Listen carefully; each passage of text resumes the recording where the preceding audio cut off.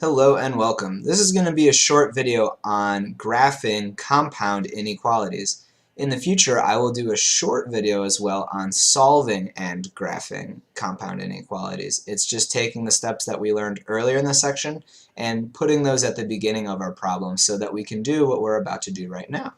Well, first we have to understand what a compound inequality is. A compound inequality is just the combination of multiple inequalities.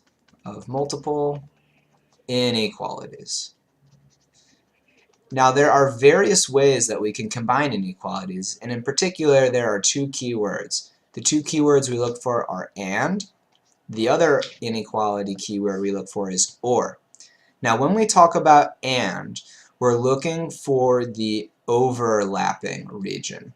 So if you were to envision both graphs side by side, your final graph would be the region where both graphs are shaded or where both graphs are true.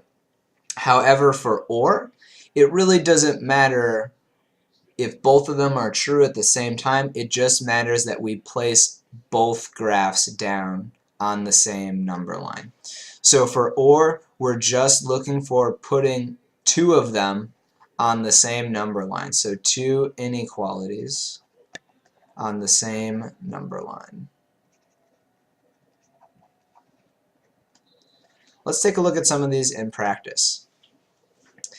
Now what we're going to do first is we're going to read each of these and I'm going to graph them separately. But our final answer won't be until we get to the bottom. This is our compound, what it looks like when we put them together. So here would be our compound inequality. Let's read the first one. The first one says x is less than 4. So that would mean I have an open circle at 4. Less than is telling me let's shade to the left. Now for our second inequality, x is greater than or equal to -3. The or equals to tells me I want to fill it in. And greater is saying let's shade to the right. For our final compound inequality, and was asking where are they overlapping. This tends to be in the middle of both inequalities. If you can see these two black lines I've drawn, this is the region where both graphs are shaded at the same time. To this region on the right, our top graph isn't shaded, and this region on the left, our bottom graph is not shaded. So our final compound inequality is this overlapping region from -3 to +4. And make sure you're paying attention to the open or the closed circles. Let's take a look at our next one. Again, I'm going to graph them separately, but you don't need to. If you can see right away that this is saying let's go less than +6 and let's be greater than 2, you could say to yourself, well, which way would be less than 6 and which way would also be greater than -2? Let's just do it one piece at a time.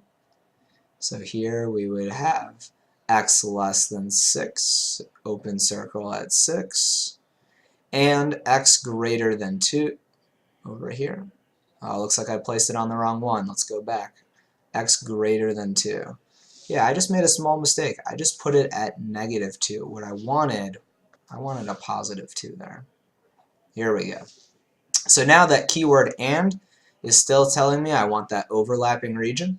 So if I were to look for where both graphs are shaded, again it would be this middle region right here in between 2 and 6. Because they were both open circles, that means I'm going to keep them both open circles. And there you have it. That's how you look for and graphs. You mentally picture where each one would be, and then you think about the region where they would overlap. Typically it's in the middle, but it's not always in the middle. I've shown a few examples in class where that isn't the case. Now onto our OR graphs. Remember, our OR graphs are just looking for us to place both of them on the same number line. They can overlap, they cannot overlap, that's alright. But when we're using the keyword OR, we're just thinking about options, so we're going to want to see both options on the same number line. For our first inequality, we have x less than negative 3. For our second inequality, we have x greater than 4. Let's see, less than negative 3 would be to the left of negative 3. Greater than or equal to 4 would be to the right of 4, and that's a filled in circle. Now OR is telling us put both of these pictures together. So here we go on one number line. And there you have it. This would be your final compound picture. I get the question, do I need to draw these two graphs up here? Not necessarily. The more of these you do, the more that you'll be able to do the problem in your head mentally and being able to place it on your final graph. So if you just show me the final graph, that's alright. But there's also nothing wrong with showing me the two pre-graphs before we get to the final one right there. I'd rather you get a problem right than just to, make a small mistake in your head and miss a few points here or there. Our second OR graph, let's see. This one is saying x less than or equal to 5, and this inequality is saying x be greater than 2. Alright, filled circle at 5 because we got the bar underneath. Less than is to the left.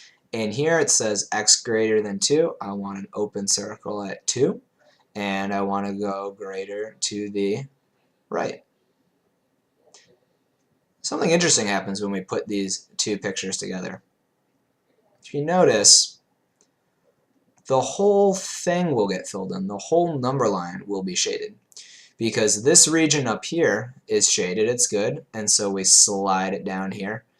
And there is a tiny bit of overlap, but remember, we don't care about that with OR. With OR, we just want to place both pictures, so when you slide this one down, it fills in that missing space that was also over here.